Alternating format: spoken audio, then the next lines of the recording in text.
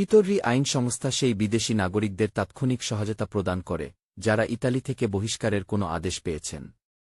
এটি একটি অত্যন্ত গুরুতর পদক্ষেপ, যা স্বল্প সময়সীমার মধ্যে এবং অভিবাসন সংক্রান্ত একীভূত পাত্র নির্ধারিত বিশেষ প্রক্রিয়া অনুসারে জিজুদিচে দি পাছের সামনে চ্যালেঞ্জ করা যায়।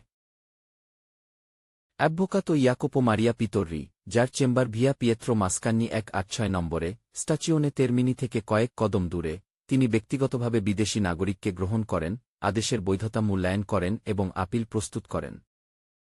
বিচারকের সামনে উপস্থাপনের জন্য সেই সকল পরিস্থিতি তুলে ধরেন যা বহিষ্কারের স্থগিতকরণ বা বাতিলের পক্ষে যায়।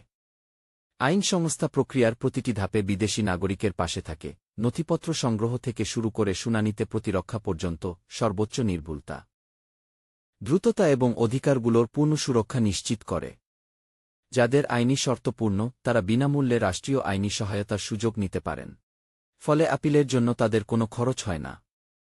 পিতর্রি আইন সংস্থা সোমবার থেকে শুক্রবার পর্যন্ত দুপুর 1-2টা থেকে রাত 8টা পর্যন্ত খোলা থাকে এবং যারা অন্যায় বা বেআইনি বহিষ্কারের বিরুদ্ধে নিজেদের রক্ষা করতে চান তাদের জন্য এটি একটি গুরুত্বপূর্ণ রেফারেন্স পয়েন্ট।